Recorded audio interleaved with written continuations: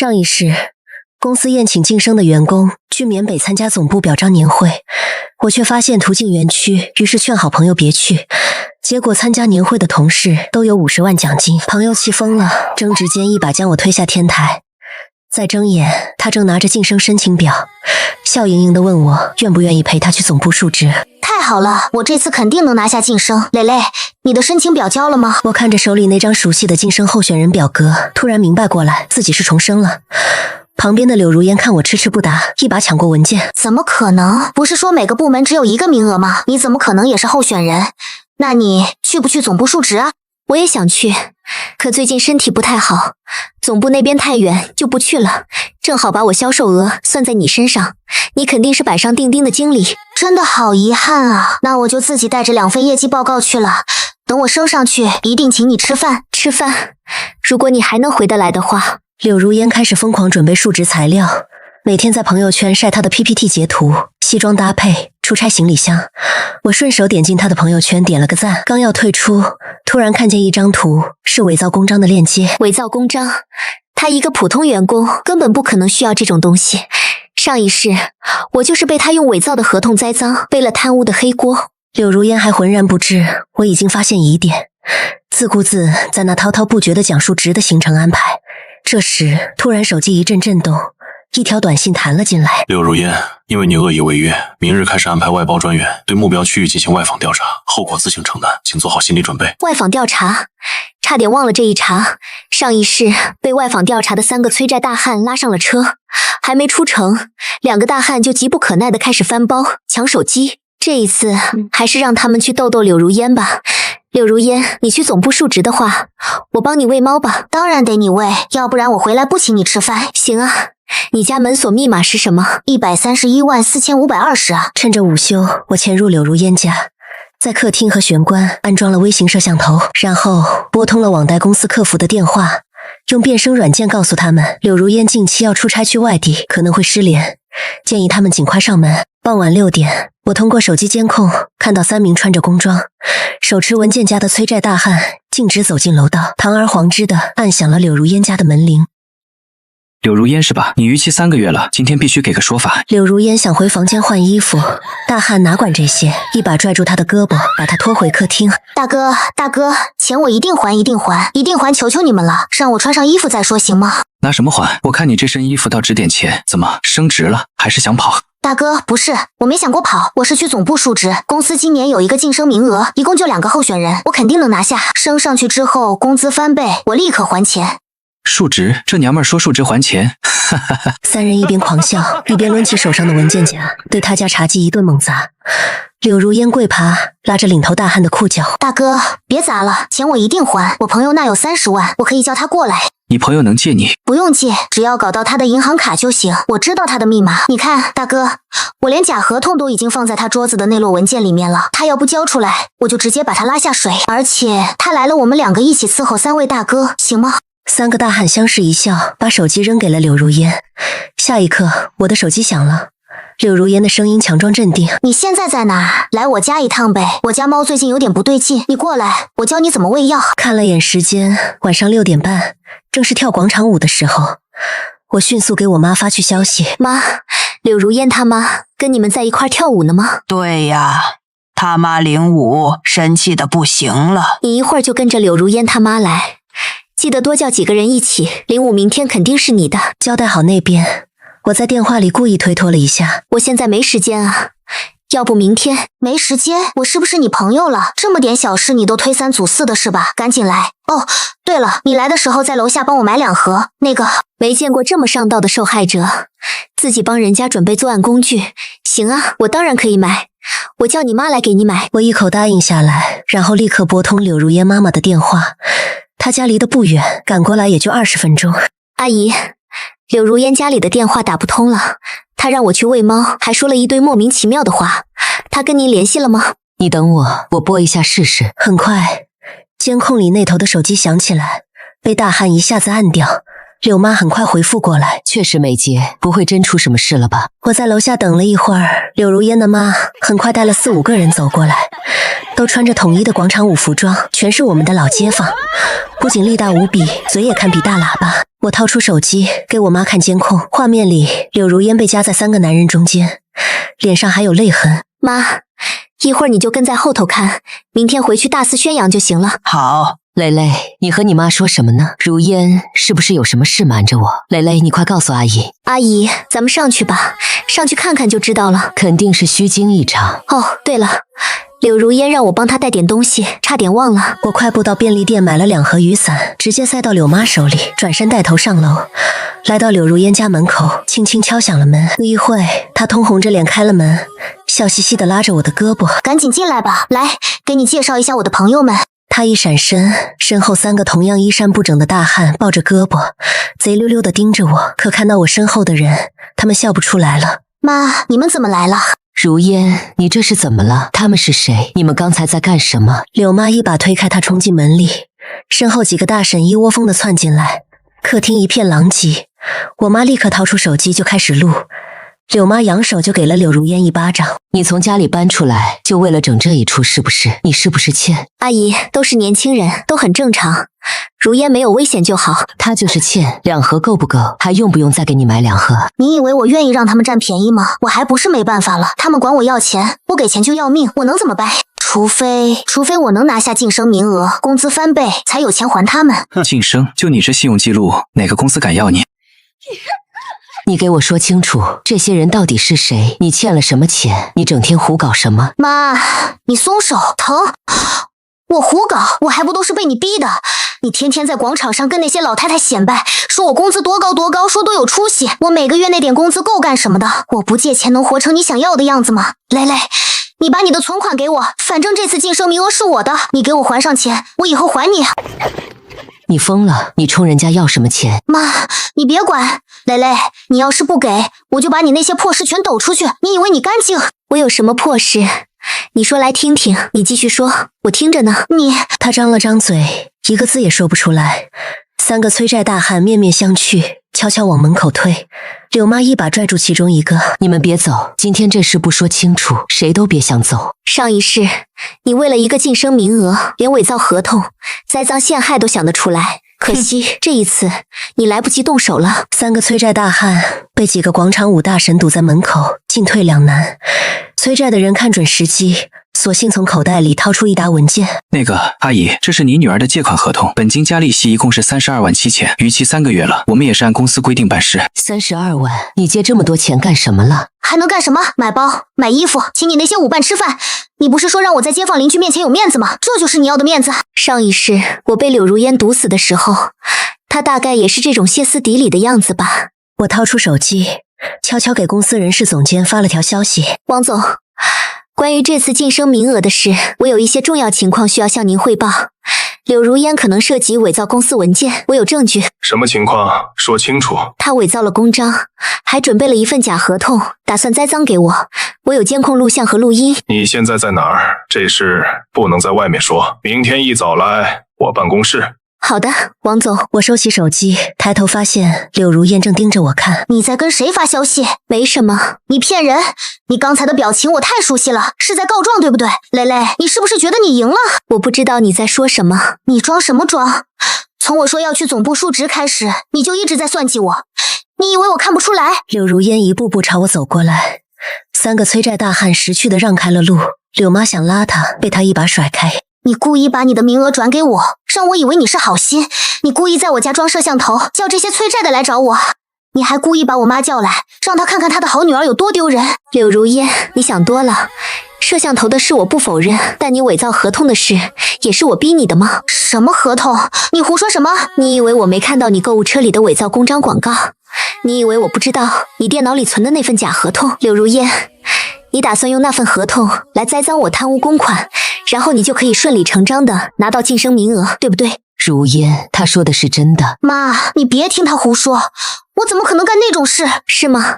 那要不要我现在打开你的笔记本电脑，让大家看看你的浏览记录？那个柳小姐，既然你有伪造公章的本事，那不如先把我们的账结一下，32万7，今天要是拿不出来，我们也不好交差啊。我没钱，你们没看到我现在什么情况吗？没钱也行，那就跟我们走一趟吧，公司那边有专门的接待室，咱们好好谈谈怎么还钱。2个大汉一左一右架住柳如烟的胳膊，就要往外拖。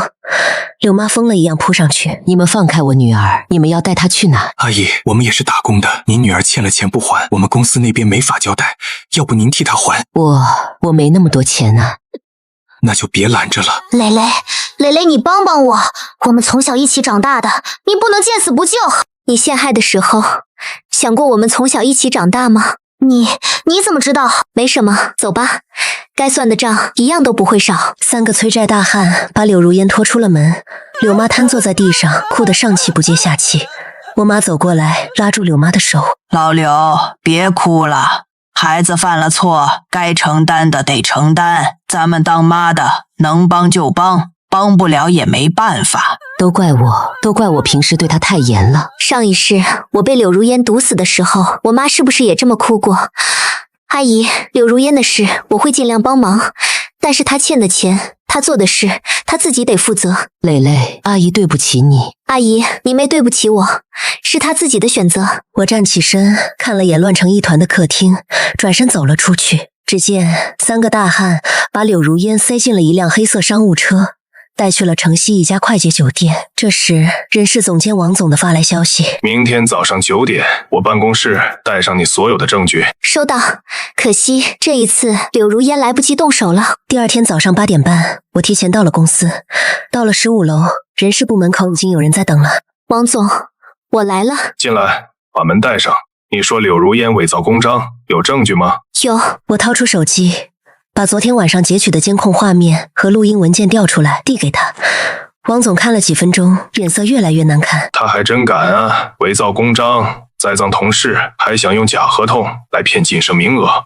王总，这些证据我都保留了原始文件，如果需要，我可以配合公司走法律程序。法律程序的事以后再说。我问你，他欠的那些钱跟公司有关系吗？没有，那是他个人的网贷，跟公司无关。这个晋升名额本来就是你的，你的业绩、你的考核都是全公司最好的。柳如烟那边我会处理。谢谢王总。柳如烟这个人我了解，他不是那种会善罢甘休的人。你这次把他拉下来，他以后肯定会找机会报复你，你做好心理准备。我知道。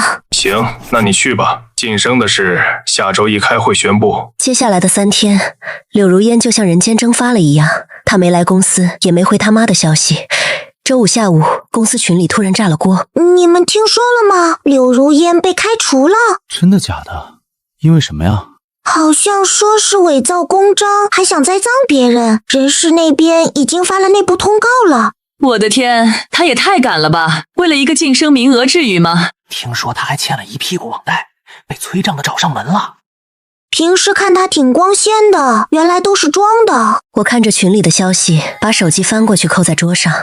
过了一会儿，手机又震了，这次是柳如烟打来的。蕾蕾，我在城西的一个快捷酒店，他们把我关在这里3天了，不让我走，我求你了，来接我好不好？你欠他们的钱，我没法替你还。不用你还，你就来接我，我跟他们谈好了，先还5万，剩下的分期，你帮我把这5万垫上，我以后慢慢还你。5万我没有，最多2万。你以为我是欠高利贷是为了自己？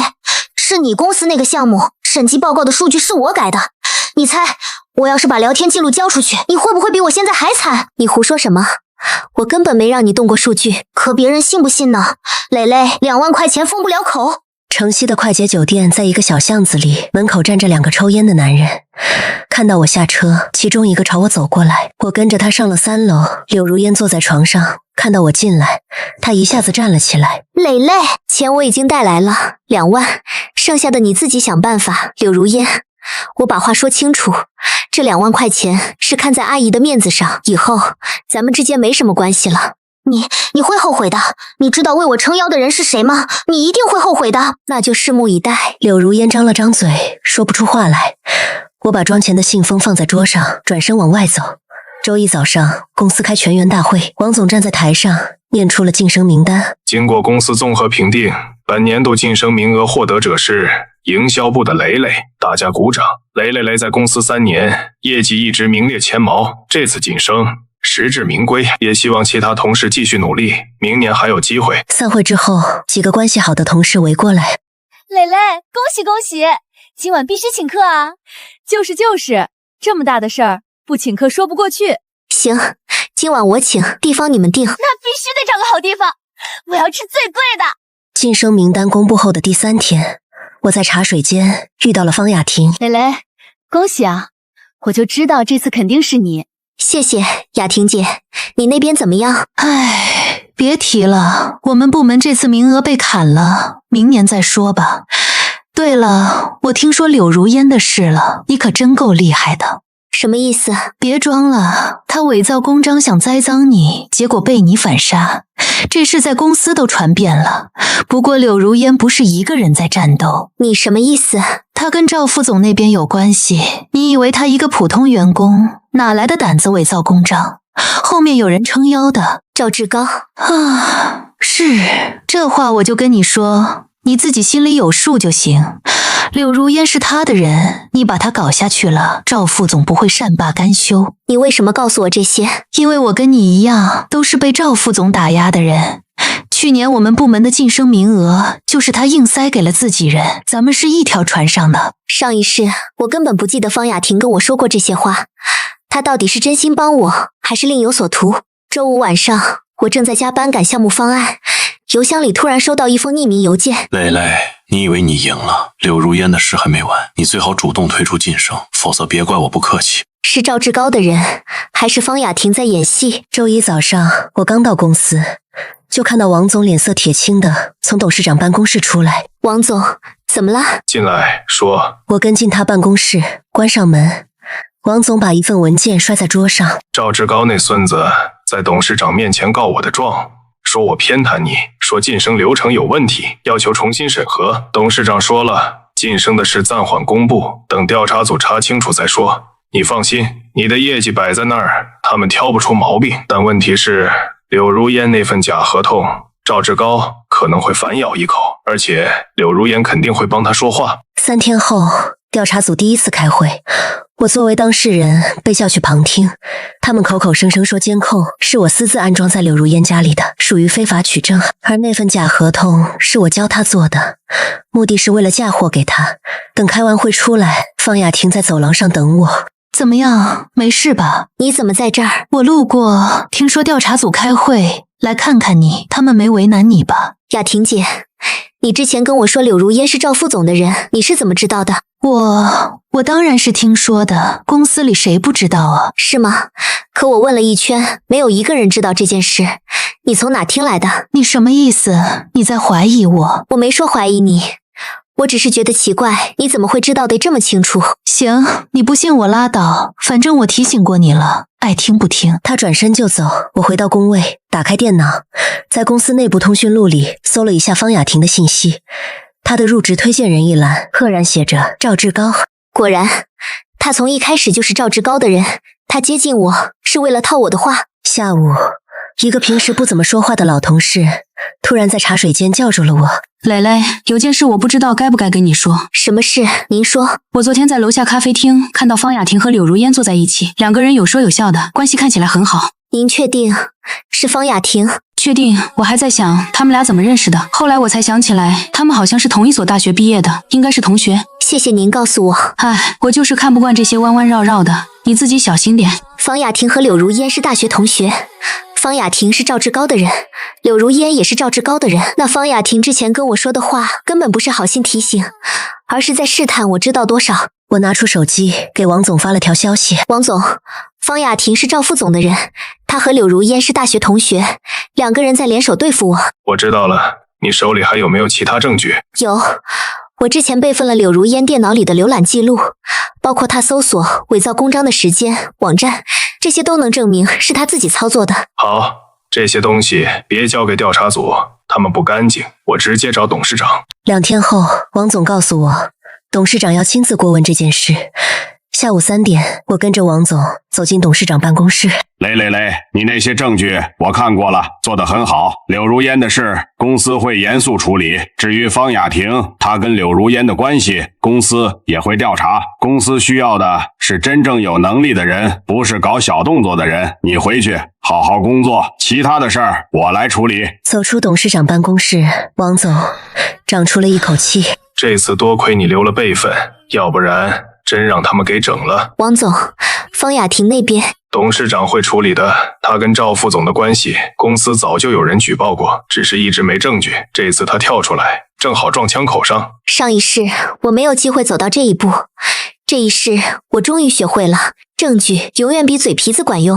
1周后，公司突然召开全员大会，董事长将与柳如烟勾结、干扰调查组工作的人全部解雇。会后，赵志高被董事长叫进办公室谈了整整2个小时，没人知道他们说了什么。但从那以后，赵志高就再也没出现在公司里。日子就这么一天天过去了，公司里关于柳如烟的议论渐渐平息。我以为这件事就这么过去了，直到那天下午，人事部的王总突然把我叫进了办公室。蕾蕾，有件事我得跟你说一下。王总，我找到新工作了，总部在缅北，是做跨境电商的，对方给了我总监的职位，年薪80万。感谢你以前的照顾，等我站稳脚跟，有机会合作。缅北跨境电商80万年薪，这几个词组合在一起，怎么看都觉得不对劲。王总，他什么时候跟你说的？就今天上午。蕾蕾，我知道你跟他闹翻了，但有些话我不知道该不该说。我在这行干了20年，缅北那边的情况我多少了解一些。所谓的跨境电商，10个里有9个是……算了，我也不好妄下定论，但你跟他是老相识，要不要提醒他一句？提醒他，上一世他在我酒杯里下毒的时候，可没想过我们是老相识。我考虑一下。走出人事部，我最终还是打开了柳如烟的消息对话框。缅北的工作你再核实一下，那边水很深，别被骗了。消息发出去，一直显示未读，一直到晚上下班，他都没有回复。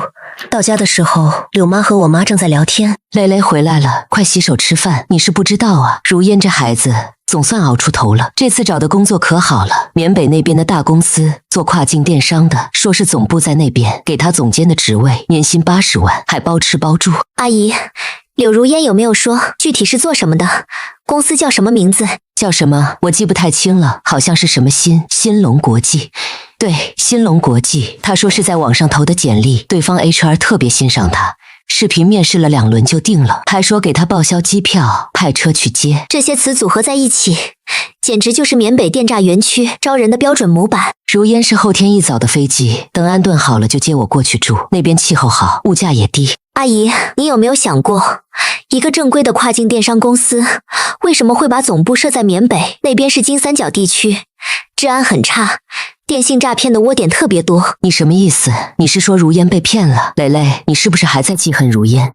她之前是做错了，但她已经改了，她现在找了好工作，你是不是看不惯？阿姨，我不是那个意思。你就是那个意思。你晋升了，当了主管，如烟被开除了，回老家当收银员，现在如烟找到好工作了，你就眼红了是不是？就想搅黄她的好事？老刘，你误会了。蕾蕾不是那种人，她是担心如烟被骗。担心？她要是真担心，当初就不会把如烟往死里整。我女儿是犯了错，但她也受到惩罚了，被开除，被催债，被逼得在老家抬不起头。现在好不容易有个翻身的机会，你们就看不惯了，我就不应该来你们家。柳妈说完，直接摔门而出。我妈坐在沙发上叹气。你不该说的，她现在正在兴头上，你说什么她都听不进去。蕾蕾，妈知道你心软，但有些人有些事你救不了。柳如烟走的那天，我照常去上班。中午在食堂吃饭的时候，同事小杨突然把手机递过来，屏幕上是一张机场候机厅的照片和新的开始，新的征程。缅北，我来了的配文评论区里，以前的同事们纷纷留言：恭喜，厉害啊，刘总监，飞黄腾达了，别忘了我们。谢谢大家，到了给你们发定位。蕾蕾，你跟柳如烟关系最好，她这次去缅北，你知道具体情况吗？不太清楚，我们已经很久没联系了。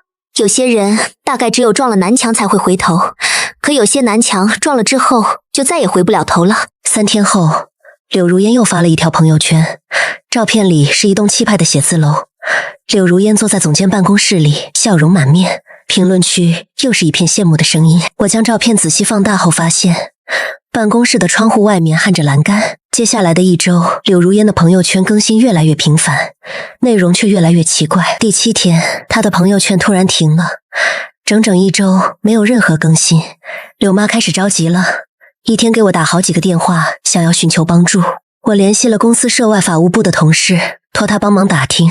3天后，他给我回了消息：蕾蕾，你那个朋友大概率是进了诈骗园区了。等人进去了，护照被扣，手机被没收，被逼着搞电信诈差，完不成业绩就挨打，甚至更严重的事情都有。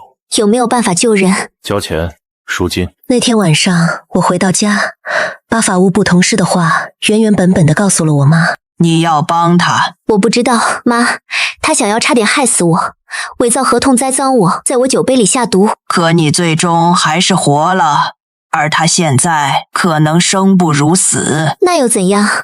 那是他自己选的路。我提醒过他，我发过消息让他别去，他把我拉黑了，他妈还骂我眼红他。如果见死不救，你这辈子能心安吗？妈，我考虑一下。拿起手机翻到柳如烟的消息对话框，最后一条还是我发的消息。我犹豫了一下，又发了一条：如果你能看到，给我回个消息，不管你在哪里，我都能想办法。接下来的3天，我每天都会发一条消息。第4天晚上，我被一阵手机震动吵醒了。蕾蕾，是我。柳如烟，你在哪？我不知道，他们不让我知道。就是一个楼里，很多层，窗户都是焊死的。每天有人看着我们，逼我们打电话。蕾蕾，你听我说，我只有2分钟，他们让我打电话给你，是让我骗你来这边。他们说，如果我能叫来一个人，就减我一半的债，还给我换个好点的宿舍。如果叫不来，就把我卖给下一个园区。你快报警！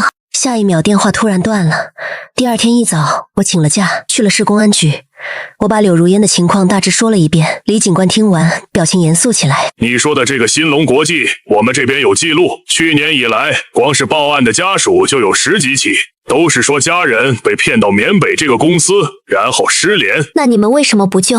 不是不想救，是难救。缅北那边的情况很复杂，那些园区背后都是地方武装势力，缅甸政府管不了，我们更不可能跨境执法，所以一般建议家属凑赎金。但你考虑清楚，这笔钱给了，人不一定能回来。那边的园区收了钱反悔的事也不是没有，但有个办法，但风险很大。什么办法？我们最近在跟云城边防那边合作，搞了一个跨境协作机制。他们不是让你朋友骗你过去吗？你就假装上当，跟他们建立联系。我们会全程监听，定位他们的位置。一旦确定了园区的具体坐标，我们就可以行动。你是说让我也去缅北，有多大把握？如果顺利的话，7成，但有一个前提，你必须绝对服从我们的指挥，不能擅自行动，也不能跟对方透露任何风声。一旦被他们发现你是警方的人，不仅你朋友危险，你自己也可能被盯上。上一世我死在柳如烟手里，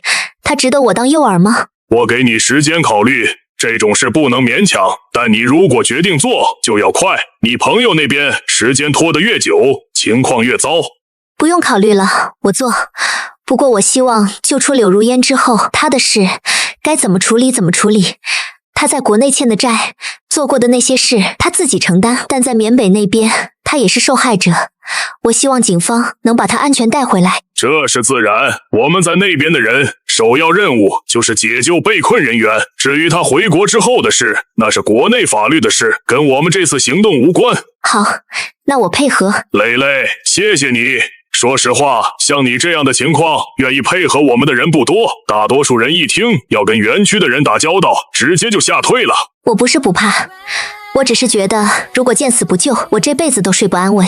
接下来的3天，李警官和他的团队在我的手机上安装了定位追踪和通话录音软件，还给我配了一部备用手机，专门用来跟园区那边联系。记住，不管对方说什么，你都不要慌。你现在的身份是一个对缅北工作感兴趣的前同事，你的语气要自然，不要太急切，也不要太抗拒，慢慢来，让他们觉得你是条大鱼。果不其然，第3天晚上，那个缅甸的号码又打来了。这一次，通话那头换成了一个男人的声音。是磊雷吗？我是柳如烟的同事，姓柳。如烟跟你说了吧，我们这边有个岗位挺适合你的，跨境电商运营总监。你在这行的履历我们看过，很漂亮。如烟跟我们推荐了你，说你是他见过的最有能力的人，而且我们年薪100万起步，包吃包住，1年2次带薪休假，往返机票全包。你过来看看就知道了，我们这边条件特别好，办公室比国内的还气派。100万，这么多？有本事的人当然值这个价。怎么样，感兴趣的话，我把具体安排发给你。行啊，那你发我手机上吧。挂了电话，我立刻给李警官发了消息。信号定位了，在缅北老街市郊区，经纬度已经发给云城那边了，继续跟进。第2天，何经理发来了一份详细的入职安排，警方技术部门连夜给我做了一套假的身份信息照片，除了照片和名字是我的，其余都是编的。我把照片发了过去，何经理立马回复：收到，机票订好了，下周二上午10点到了之后，有人举牌接你，牌子上写你的名字。出发那天，我妈送我到机场，她什么都没说，只是把一袋热乎的包子塞进我的包里。到了那边，听警察的话，别逞能。蕾蕾，妈不是不让你去，妈是怕。妈，我会回来的。过了安检，我回头看了一眼，我妈还站在玻璃隔断外面，朝我挥着手。飞机降落腊戌的时候，已经是下午3点。我拖着行李箱走出到达大厅，一眼就看到了接我的人。雷，我是何经理，咱们通过电话的，一路辛苦了。何经理好。走，车在外面等着呢，如烟在公司等你，她可想你了。出了机场，3个人半胁迫的将我请上车。路上，何经理坐在副驾驶上，回过头来跟我聊天。蕾是第一次来缅北吧？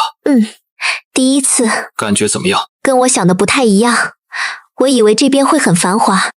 那是你没到地方，等到了咱们公司你就知道了，那边可是整个老街最气派的写字楼，比国内的都强。车子开了大约1个小时，路两边的风景渐渐变了。原本的景色取而代之的是连绵的铁丝网围墙和高高的瞭望塔。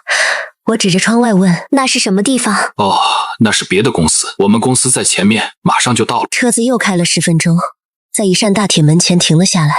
车子驶进去的那一刻，我看到了门口的金色招牌，跟柳如烟朋友圈里发的一模一样，但实际只是一块贴了金箔的木板。车子停在楼前，何经理拉开车门，笑容满面的伸出手：欢迎来到新龙国际，蕾总监，请吧。何经理带我上了5楼，走进一间办公室。这是你的办公室，怎么样，还满意吧？挺好的。如烟呢？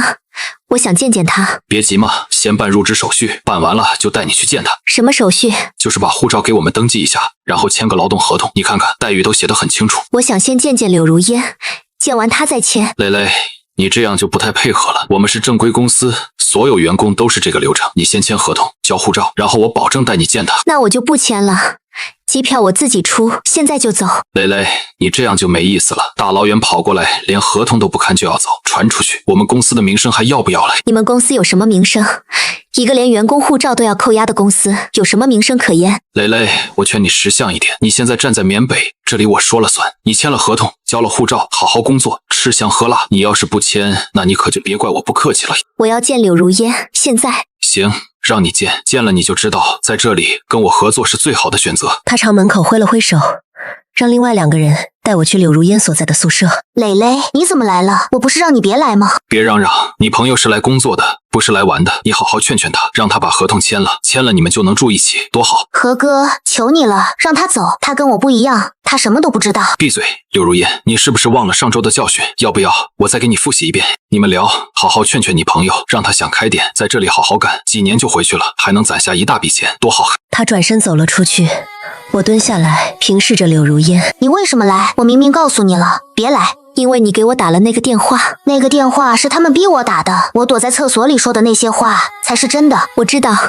所以我来带你回家的。没用的，这里有好几百个武装保安，还有地方武装撑腰，就算警方知道了位置，他们也进不来。这里是缅甸，不是华夏。云城边防已经跟缅甸政府协调好了，只要定位准确，他们会在48小时内行动。48小时？蕾，你听我说，你不能在这里待48小时。蕾，你走吧，想办法走，别管我了。走不了了。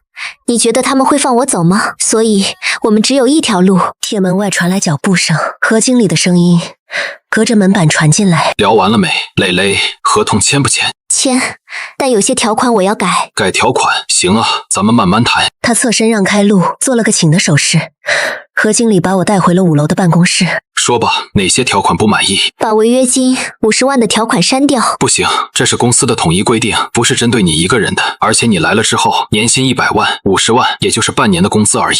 那是年薪，我还没拿到手呢。你签了合同，入职之后，公司会先预支你3个月的工资，到时候你就有钱了。预支工资，怕是预支了也到不了我手里。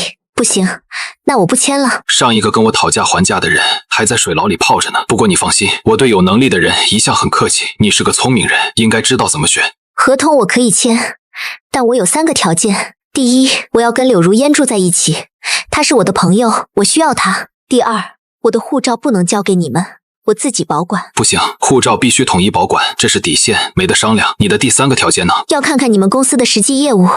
我是一个运营总监，如果连公司的业务是什么都不知道，以后怎么开展工作？你想看什么？什么都行，办公室、业务线、后台系统，至少让我知道我在管什么。行，明天我让人带你转转，但今天你得先把合同签了。我拿起合同又看了一遍，然后在最后一页签下了名字和身份证号，随后从包里掏出带有定位的护照递给他。何经理接过后直接锁进了办公桌的抽屉里。第二天一早，何经理带我去参观公司。别去，没事，我去就回来。他们不会让你回来的。会的，我答应你。我跟着何经理走出了宿舍楼，园区的守卫也比我想的要多，3步一哨，5步一岗。何经理指着中间最大的一栋楼，这栋楼是办公区，1楼到4楼是电销部，5楼是管理部，6楼是技术部。我路过1楼的时候，看到几10个人挤在一个大通间里，每人面前一台电脑，一部电话。紧接着，我被带到了5楼的技术部，推开门，里面坐着7、8个年轻人，在搞杀猪盘。这是我们的技术部，蕾蕾，你以前是做营销的，应该对这些不陌生吧？我不做诈骗。说什么呢？我们这是正规的电商业务，这些人是客服，在跟客户沟通呢。沟通什么？沟通怎么骗人投资虚假平台？蕾蕾，我警告你，话不能乱说。你现在签了合同，是公司的一员，公司做什么你就跟着做什么，别想着搞特殊。如果我不做呢？带他去6楼，关禁闭室，让他好好想想，想清楚了再出来。等等，我可以做，但我有个要求，我要打电话给我家里人报个平安，他们知道我来缅北了，如果不打电话，他们会报警。行，给你5分钟，但我告诉你，你要是敢说一句不该说的，我想你应该知道后果了。我被带到了5楼的一间小房间里，何经理拨通了号码，然后把听筒递给我。开免提。喂，哪位？妈，是我。蕾蕾，你在哪儿呢？怎么用这个号码？我在缅北呢，找到工作了，这边做跨境电商。这边的何经理对我可好了，专门派人接我，还给我安排了独立的办公室。李警官教我的暗号，如果我说何经理，就代表我已经进入了园区内部，位置锁定成功。如果我说何经理人很好，就代表园区有武装力量，需要增援。那你什么时候回来？不知道呢，公司说1年有2次带薪休假，到时候就能回去了。妈，你帮我跟柳阿姨说一声，如烟在这边也挺好的，让她别担心。好，我跟她说。蕾蕾，你照顾好自己。那天晚上，我被带回612宿舍之后，凌晨2点，铁门被猛地踹开了，何经理带着4个保安闯进来。蕾，你那个电话是打给谁的？我打给我妈的。你全程监听了？是吗？那为什么你挂了电话之后，我们的信号屏蔽器检测到有定位信号发出？我不知道你在说什么。不知道，没关系，我帮你回忆回忆。其他的人开始翻我的包，最后他摸到了包底的夹层，发现了李警官藏在包里的备用定位器。何经理捡起芯片。蕾，你挺能耐啊，跟警方合作。你是不是觉得你演得很好？你知道在我们这儿跟警方合作的人是什么下场吗？何哥求你了，他不是故意的，他什么都不知道。你要罚就罚我，是我让他来的，是我让他报警的。你还有脸说？柳如烟，你给老子等着，等收拾完他，再慢慢跟你算账。所有人趴下，双手抱头。我们是缅甸政府军，奉命执行清剿行动。你们2个等着。何经理带着来人走了，柳如烟慌张地抱着我。外面的交火持续了大约10分钟，突然门被踹开了，李警官带着一队人前来营救我。蕾，你有没有受伤？我没事。何经理呢？在后山，他带着几个保安想从小路跑，被我们堵住了。但他手里还有2个保安，挟持了3个人质，退到了后楼的楼顶，现在正在对峙。李警官让我去跟他谈，他恨我。如果我去，他可能会拿我换那3个人质。不行，你刚被救出来，身体状况不允许，而且你不是谈判专家。我是他最想杀的人，那3个人质对他来说只是筹码，但我不一样，我骗了他，他恨我入骨。如果我去，他会把注意力集中在我身上，你们就有机会了。李警官，你说过的，有些险值得冒。我陪你去，但你要听我的指挥。蕾，你还敢来？何经理，我来跟你谈谈。谈什么？谈你怎么骗我的？你从进园区第1天就在演戏，假合同、假身份、定位芯片，你是不是觉得自己特别聪明？我不聪明，我只是想活命。何经理，你现在放人还有机会？有机会？